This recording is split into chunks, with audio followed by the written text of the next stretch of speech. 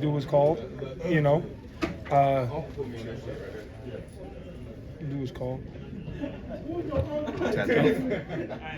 How, taking us back to the last time the Chargers were here, Yep. pretty big win.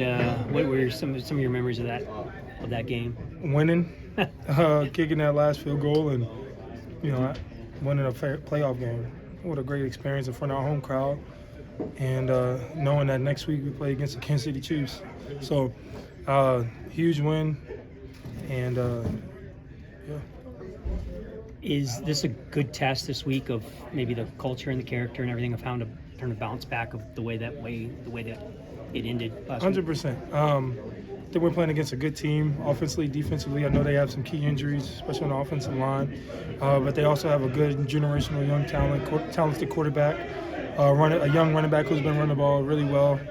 And I think that's what they're going to lean on. And Justin does a good job on, making plays on his feet and making the right throws. Good receivers too. So balanced offense, but they also have a good defense who can, affect the passer, who can stop the run, and who has playmakers at each level as well. So, and they have a good special teams as well. Now that I do my once a week special teams meeting, and I know that they're pretty good. So put them in there.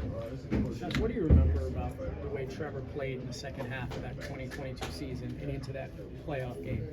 Just how was he? He was really rolling in that second. Yeah, half. I mean, he played the game that Trevor's capable of playing every week, and we needed him to step up like every week, and he did exactly what the coaches called and what we needed at those particular moments, and he delivered on every play that needed to be delivered on, and guys made a lot of plays as well. And coach called a heck of a game for getting guys wide open, and we need to continue to do that. Yes. Is that the biggest thing we're missing right now? Is like the every week part. I mean, I guess obviously there's flashes, and Yeah. things, but I mean the consistency of making plays. I think it's a lot. I think it comes a little bit more than just making a play. I think it's guys being on the same page in a good way. I think when you hear a lot of guys we got to be on the same page is in a negative notion or a notion of growth. I think it's a notion of grace. If we all understand that, we're on the same page every single play, which means we have to know what's happening every single play and play with anticipation and play with awareness. That's going to allow us to play. So I think we see it as a room to grow. We have a lot of young guys that's playing, and a lot of guys. We all need to step up, and that's play calling, that's playing, that's coaching. You know what I'm saying? I think all of that ties in together, and once we all level up on that keep understanding that value, I think we'll find opportunities that we need to play at a high level every single play. Did that sting a little extra than a normal 24-hour sting? You don't want to lose to Houston. You don't want to lose a divisional game, especially when the game had that many implications on it.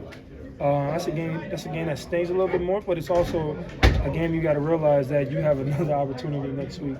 And so we dwell on that. I think that Monday coming into the week was a self-reflection on what we need to do, what we need to communicate better in.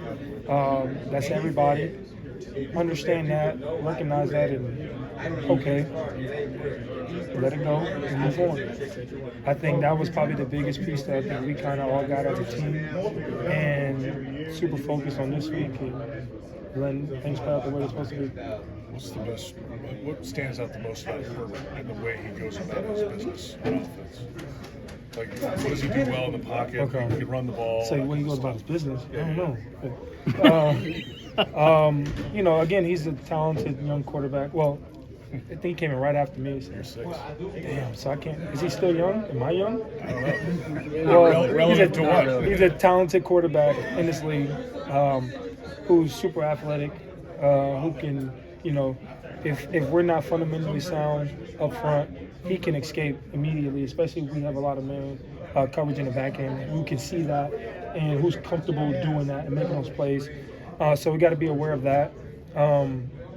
And then the throws, obviously you see the deep balls, you see, the receivers that they have that can take the top off of any defense if we're not playing with the right communication or playing with the right leverage.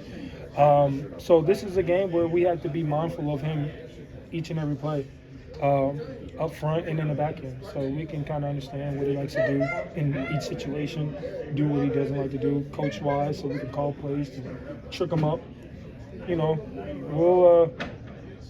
We'll do what we do best, and that's play good sound football, get back to playing good sound football, taking the ball away, generating pressure that eventually turn into sacks, which we need, and giving the ball back to our offense and scoring points.